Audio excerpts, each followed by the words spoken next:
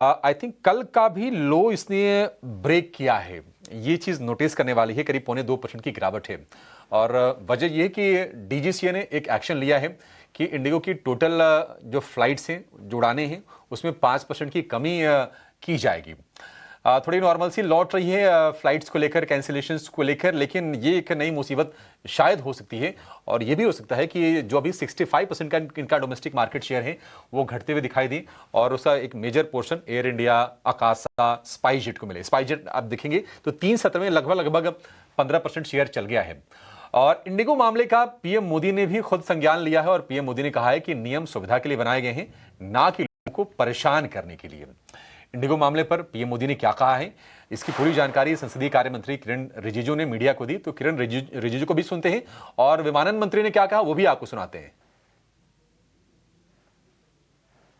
प्रधानमंत्री जी ने सारे एनडीए सांसदों को देश के लिए और अपने संसदीय क्षेत्र के लिए और राज्य के लिए क्या क्या करना है, बहुत अच्छा गाइडलाइंस, मार्गदर्शन दिया है।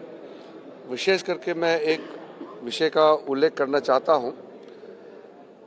प्रधानमंत्री जी ने लोगों को जिंदगी को सुधारने के लिए रिफॉर्म्स पे बहुत जोर दिया है।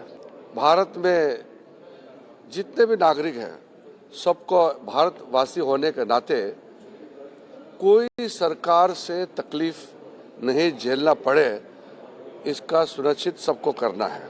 As I rise to speak today, I would like to inform this august House that the disruption caused by Indigo's recent operational failures is now rapidly stabilizing. Indigo's daily flights, which had fallen drastically to 706 on 5th of December, have recovered to over 1,800 flights yesterday and are expected to rise further today. All other airlines continue to operate smoothly across the country, and the airports are reporting normal conditions without crowding or distress. Refunds, baggage tracing, and passenger support measures remain under continuous supervision by the ministry. At the same time, accountability will be ensured. DGCA has issued show cause notices to Indigo's senior leadership and commenced a detailed enforcement investigation. Depending on the outcome, strict and appropriate action as empowered under the Aircraft Rules and Act will be taken. No airline, however large, will be permitted to cause such hardship to passengers through planning failures, non-compliance, or non-adherence to statutory provisions. तो ये बयान निकल के आए हैं कि PM Modi ने क्या कहा है, विमानन मंत्री का क्या कहना है। और इंडिगो संकट पर हम आपको पहले दिन से ही बिल्कुल रियल टाइम अपडेट दे रहे हैं कि हो क्या रहा है। और हमारे संवाददाता समीर दीक्षित इस पूरे मामले को ट्रैक कर रहे हैं। समीर, बताइए अभी की स्थिति क्या है, फ्लाइट कैंसिलेशंस को लेकर, ऑपरेशंस को लेकर इंडिगो के बारे में आपको क्या जानकारी मिल रही है, और ये डीजीसी ने जो एक्शन लिया है इसके मायने क्या निकाले जाएं?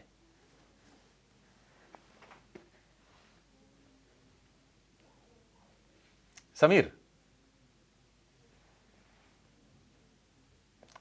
तक शायद हमारी आवाज़ नहीं पहुंच पा रही है। समीर को हम जोड़ेंगे, लेकिन चलिए हमारे एक एक्सपर्ट भी हमारे साथ जुड़ रहे हैं। समीर से हम आगे अपडेट ले लेंगे, लेकिन पहले जरा बातचीत करते हैं। हमारे साथ जुड़ गए हैं एयर इंडिया के पूर्व एग्जीक्यूटिव डायरेक्टर जितेंद्र भार्गव।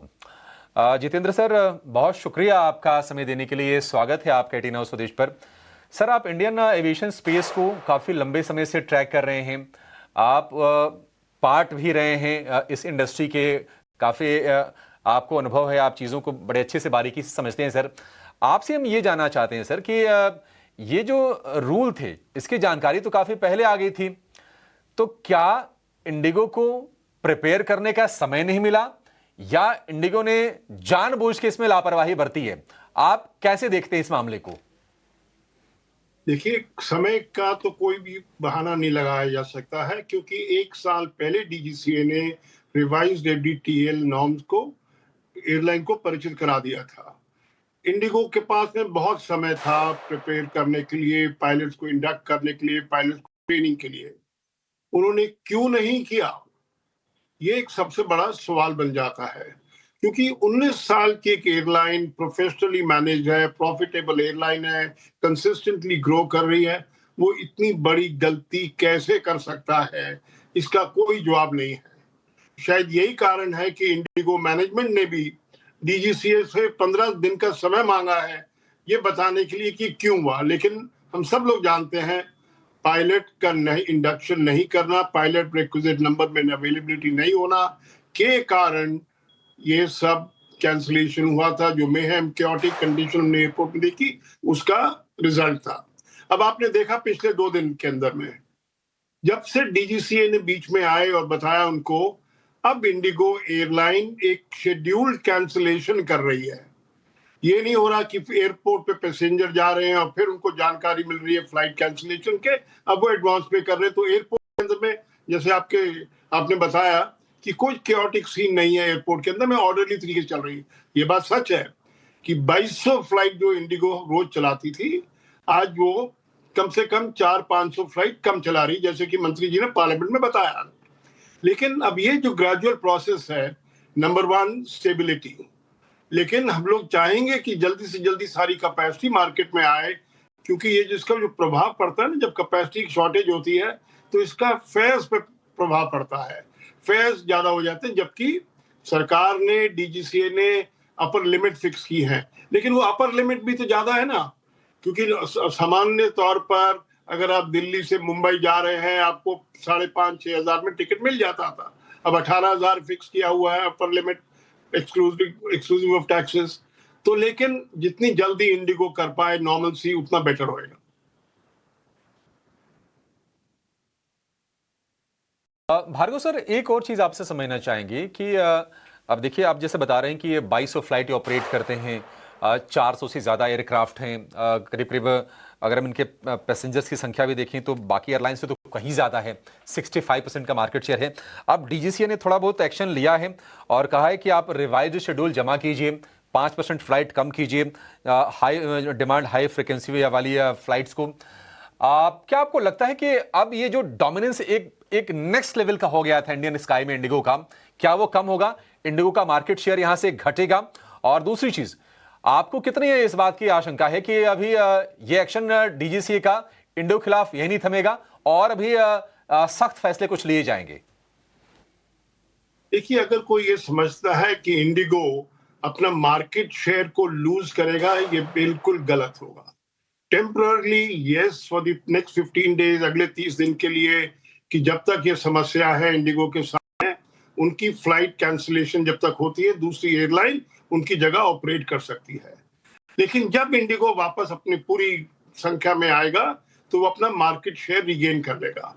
मंत्री जी का ये कहना कि हमारे यहाँ पे कम से कम 4-5 बड़ी एयरलाइन हो सकती हैं, तो इसमें समझने की आवश्यकता यह है कि इंडिगो एक ऐसी एयरलाइन रही है जिसने कि कोई भी एयरलाइन जब बंद हुई है उसका मार्केट शेयर ग्रैब किया है, चाहे वो किंगफिशर एयरलाइन हो 2012 के अंदर में, जेट एयरवेज हो 2019 में, गो फर्स्ट हो 2023 में, जब उन्होंने 60% का मार्क क्रॉस किया।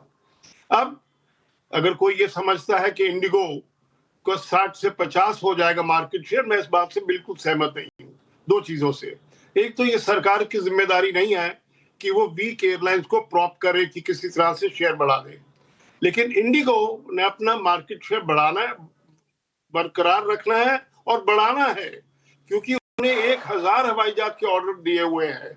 क्या ये हो सकता है कि हवाई जहाज आए, इंडक्ट हो, लेकिन उनका मार्केट शेयर घट जाए? ये तो मुमकिन नहीं है। वो निरंतर तौर पे देखेंगे कि रेगुलर फेसिस के ऊपर जैसे जैसे मार्केट बढ़ रही है वैसे वैसे वो प्लेन्स को इंडक्ट करेंगे और अपना मार्केट शेयर को और भी कंसोलिडेट करेंगे। ये मुमकिन है कि 65% के ऊपर स्टैग्नेंट हो जाए, क्योंकि एयर इंडिया एक्सप्रेस और एयर इंडिया के एयरक्राफ्ट, उन्होंने भी 570 विमान के ऑर्डर दिए हुए हैं, वो भी प्लेन्स को इंडक्ट करेंगे। और जो अकाशा एयरलाइन स्पाइस जेट है, हम सब जानते हैं कि वो लोग स्ट्रगल कर रहे हैं, 4.5% मार्केट शेयर। स्पाइस जेट की वित्तीय स्थिति खराब है, ये भी पब्लिक नॉलेज है कि एक टाइम पे स्पाइस जेट का मार्केट शेयर 15% होता था, जो गिर के 4% हो गया है। इंडियन एविएशन जो मार्केट है, ये बहुत ही प्राइस सेंसिटिव मार्केट है। अब क्योंकि इंडिगो एक ऐसी डोमिनेंट पोजीशन पे है कि वो प्राइसिंग मैकेनिज्म को मार्केट में खेल सकता है। अगर कोई एयरलाइन आती है और इंडिगो अपने फेयर ड्रॉप करता है, उसका सीधा का प्रभाव दूसरी एयरलाइन के फाइनेंस में पड़ता है, क्योंकि इंडिगो 65% मार्केट शेयर के साथ है, 2200 फ्लाइट चलाती है, उसके पास में ये पावर हो गई है प्राइसिंग मैकेनिज्म में कि वो मार्केट में खिलवाड़ कर सकती है दूसरी एयरलाइन के डिसएडवांटेज करने के लिए। तो मेरा ये मानना है कि इंडिगो को मार्केट शेयर का कोई ग्रैब कर ले 2% 3% तो मुमकिन है, लेकिन अगर कोई ये कहे कि 5-10% इंडिगो अपना मार्केट शेयर यील्ड करेगी दूसरी कैरियर्स को जब सामान्य स्थिति हो जाएगी, ये बिल्कुल नहीं माना जा सकता है, क्योंकि इंडिगो अभी तैयार है, अगले महीने तैयार होगा, अगले 10 साल में तैयार है, क्योंकि किसी भी इंडियन कैरियर ने 1000 हवाई जहाज का ऑर्डर नहीं दिया है। नहीं, बिल्कुल सही बात है सर। और देखिए, ये जो बात हो रही है कि इंडियन मार्केट में डुओपोली है, इंडिगो ने बड़े फेयर कंपटीशन में मार्केट शेयर ग्रैब किया है। ऐसा थोड़े किसी ने उठा के उसको मार्केट शेयर दिया है, क्योंकि आप जैसा बता रहे हैं कि काफी टफ ये मार्केट है, प्राइस सेंसिटिव मार्केट है, रेगुलेशंस काफी स्टिफ हैं। तो अभी भी आकाशा है, स्पाइस जेट है, एयर इंडिया एक्सप्रेस, ये 4 एयरलाइंस उसके अलावा भी है। आपसे ये भी जानेंगे सर कि क्या प्राइसेस यहां से बढ़ सकते हैं, एयर फेयर क्या बढ़ सकते हैं, क्योंकि एक तरफ रुपये डिप्रिशिएट कर रहा है और कंपनीज के ऊपर ना कॉस्ट बर्डन भी आएगा। लेकिन जरा हमारे संवाददाता समीर दीक्षित जुड़ गए हैं ये बताने के लिए कि आज की क्या स्थिति है, ताजा हालात क्या हैं। समीर बताइए, क्या ऑपरेशंस नॉर्मलसी की तरफ बढ़ रहे हैं आज? बिल्कुल, सबसे पहले आपको ये बता दूं कि इंडिगो पर किस तरीके की सख्त कार्रवाई करी है रेगुलेटर डीजीसीए ने। डीजीसीए ने सीधा आदेश दिया है कि फौरी तौर पे इंडिगो को अपने टोटल ऑपरेशंस का 5% कम करना होगा। विशेषकर जो हाई डिमांड रूट है, जैसे दिल्ली मुंबई, दिल्ली चेन्नई, दिल्ली कोलकाता, इस तरीके का हाई डिमांड रूट है, वहां पे फौरी तौर पे 5% की कटौती करनी होगी। दूसरी बात यह है कि डीजीसीए ने आदेश ये दिया है कि कल शाम 5 बजे तक आपको अपना रिवाइज्ड फ्लाइट स्केड्यूल देना होगा विंटर सीजन के लिए। अभी अगर आप आंकड़ों के नज़रिए से देखें तो नवंबर के महीने में इंडिगो ने अपने टोटल जो फ्लाइट ऑपरेशंस थे उसमें से तकरीबन 950 फ्लाइट कैंसिल करी थी। ये एक सिग्निफिकेंट नंबर है।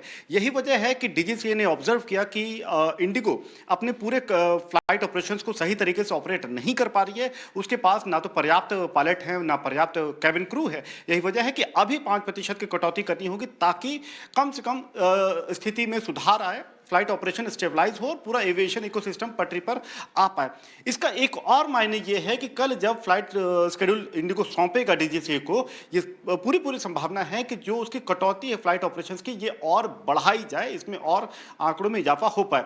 अभी अगर आप इंडिगो की स्थिति देखें तो रोजाना तकरीबन 2200 फ्लाइट ऑपरेट करती है। 5% की कटौती का मतलब यह है कि वो उसकी रोजाना फ्लाइट घट करके 2050 के आसपास हो जाएगी। रोज की तकरीबन 115-120 फ्लाइट उसको कट डाउन करनी पड़ेगी। लेकिन इंडिगो को यह भी हिदायत है कि वो सिंगल फ्लाइट ऑपरेशंस ना करे। विशेषकर जैसे मान लीजिए कोई छोटा रूट है, दिल्ली जम्मू का कोई रूट है, तो सिंगल फ्लाइट ऑपरेट ना करे। उसको यह इंश्योर करना होगा कि अगर फ्लाइट जा रही है तो फ्लाइट वापस भी आए, ताकि जो वहां से आना चाहते हैं उस रूट पर उस डिमांड को पूरा किया जा सके। लेकिन इसके साथ में एक और बात जोड़ देता हूं जो कि इंडिगो के लिए मुश्किल भरा वक्त हो सकता है। वो ये है कि इंडिगो के मैनेजमेंट को शो कॉज नोटिस दिया डीजीसीए ने, उसका जवाब दिया इंडिगो के मैनेजमेंट ने, सीईओ और सीईओ ने। अपने जवाब में उन्होंने 5 फैक्टर्स बताए कि जिसके चलते उनके फ्लाइट डिस्ट्रप्शन हुई। उन्होंने बताया कि खराब मौसम के चलते, टेक्निकल ग्लिचेस के चलते, एफडीटीएल नियमों को पूरा नहीं कर पाने के चलते, और इसके साथ ही यह भी बताया कि एयरपोर्ट पे कंजेशन होने की वजह से ये पूरी स्थिति या ये गिरावट दर्ज हुई है। लेकिन सबसे बड़ा सवाल यही कि पिछले 1.5 से 2 साल में एफडीटीएल के नियमों के लिए इंडिगो ने क्या तैयारी करी, उसने एडिशनल क्या हायरिंग करी पायलट की या कैबिन क्रू की, इस सवाल का जवाब बिल्कुल शो कॉज नोटिस में नहीं है। लिहाजा ये इस बात की तरफ इशारा करता है कि इंडिगो के खिलाफ एक्शन आने वाले समय में कुछ बड़े एक्शन लिए जा सकते हैं। ठीक है, देखते हैं क्या एक्शन होते हैं। समीर, बहुत शुक्रिया आपका इस अपडेट के लिए। भार्गव, एक आखिरी सवाल आपसे।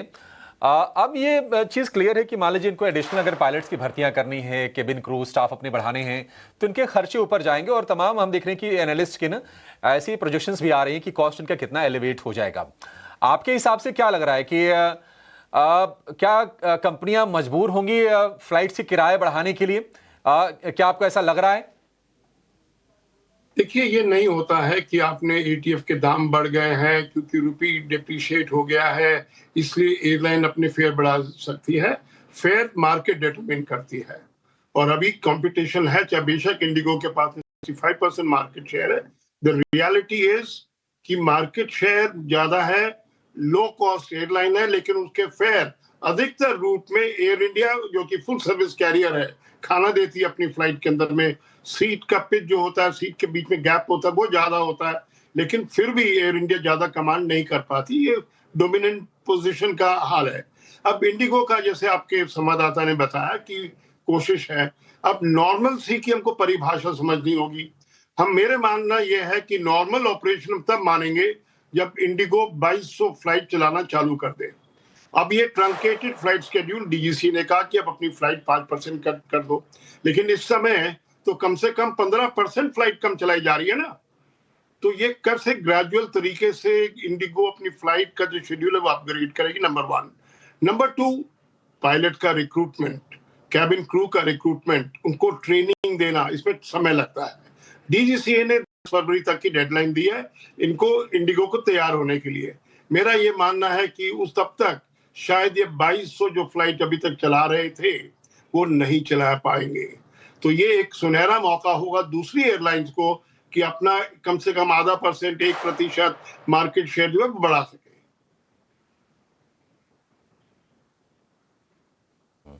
ठीक है भार्गव सर, बहुत ही वैलिड पॉइंट्स आपके हैं और ये ऑब्जर्वेशंस मतलब बिल्कुल लोगों को समझ में आ जाएंगे कि इंडियन एविएशन स्पेस में डायनेमिक्स कैसे हैं और इंडिगो का जो डोमिनेंस है वो क्यों आगे भी बरकरार रहने की उम्मीद है।